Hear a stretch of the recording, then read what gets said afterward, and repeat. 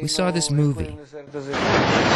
What do you call the movie? What the bleep do we know? Okay, so simply, there are 8 international scientists. It all started when we saw the film, What the Bleep Do We Know? We are members of the World Academy of Kabbalah, headed by Rav Michael Laitman. Having seen the film, we were surprised at how close modern science has come to confirming the Kabbalistic view of the universe. Scientists, specializing in quantum physics, have discovered on their own the depth of matter described by Kabbalists more than 3,000 years ago. And we decided to go meet with them. So they give a very good example. They say that an Indian is standing on the beach, and he looks into the ocean, and Columbus ships start arriving, but he doesn't see the ships. Why can't he see them?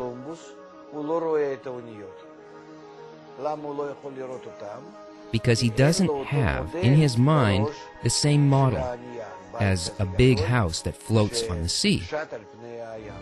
The truth is that they're wrong, because the ship doesn't exist either. It only exists in the imagination of whoever imagines. This world doesn't exist. But what do I want to say? What about this example is good? If you don't have the vessels, you don't recognize anything on the outside. How do I build a vessel inside of me if I don't know what something is on the outside of me? I need somebody to tell me about it. There's no other way. That's why the Kabbalistic sages write books for you, for us. And according to these books, you start imagining what's out there. And from this imagination, slowly you build patterns and some kinds of shapes in your mind. For sure, they're not correct, but slowly, by longing, by desire, you invite a light that is building shapes more and more close to what it is. And then you start reaching that point where you can actually see. The light is built within the vessel. Imagine that a caveman just appeared right now into this world, like you see sometimes in the movies. So he's in this world and he's walking around and he's seeing everything that's happening, but he wouldn't be able to see anything, nothing. So can this Indian pass through this wall? Yes, he can. He has no sense of it, and it's not there for him. For him, there's no material and not a shape dressed in the material. Simple as that.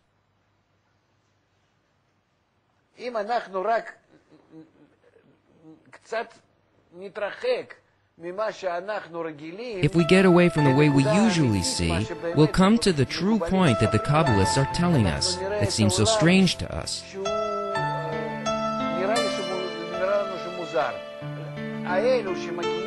And those scientists who study quantum physics, why do they come to this realization? At that deepest subnuclear level of our reality, you and I are literally one. Because they enter a world that has strange rules. Suddenly, one thing can be in 2 places.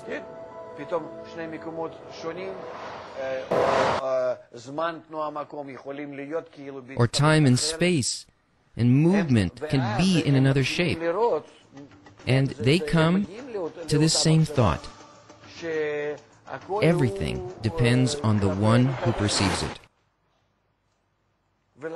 And that's why whether you pass through the wall or you don't, exists only towards me, but it doesn't exist on its own. And what does towards me mean? It means, according to my vessels, it will be yes or no. Only in this world we're born with 5 vessels, and we develop from one generation to the next. So a child is born and immediately begins to develop in such a way that he's in an environment and in a world that grows along with him.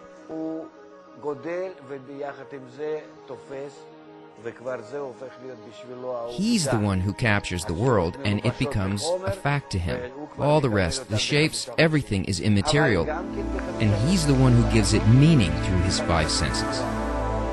All these five senses are the way that we get things, and we produce these things according to what they manufacture. Can we reach the wisdom of Kabbalah through quantum physics? No. Otherwise, Abraham would have dealt with quantum physics first. They're talking about love, and it's all one world, because they're feeling a movement towards this form. But how do you implement this? Quantum physics can't answer this, because this is the upper force. If we, the ones who really feel from within the heart, the point in the heart, the desire to go back to spirituality and feel it, we begin to learn about our situation up here. And that's the wisdom of Kabbalah. So we learn about us being here, when in fact we are already in that state, but we don't feel it. But by wanting, in our blocked states, to awaken and feel the true state, if we learn about our true situation, we draw on ourselves. It's as if we draw the light that's present there. Because I'm in that world, in that state, I just don't, I'm not aware of it. But if I make every effort to become conscious of it, to be awakened,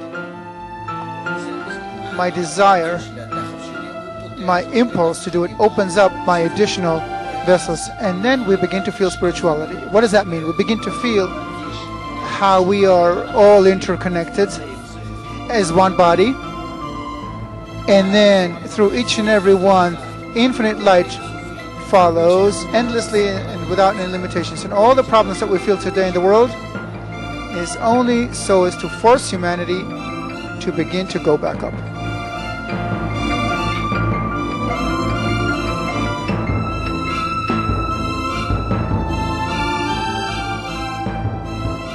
You know, I had been studying physics, and I knew something about that technology, but Kabbalah as a science was something that never would have even dawned on me. I don't care what you're doing. There's something about this field of way of thinking, of seeing, which can improve anything. And I don't care if you're a Jew, a Muslim, Gentile, Arab, I don't care what you are. I don't care what nationality, I don't care what religion you belong to. Kabbalah will help liberate your mind from any shackles of thought that keep you ensconced or enclosed into a certain way of thinking. Now, if these words are awakening you right now, you know it. If they're not awakening you right now, then I'm suggesting to you that you've fallen asleep.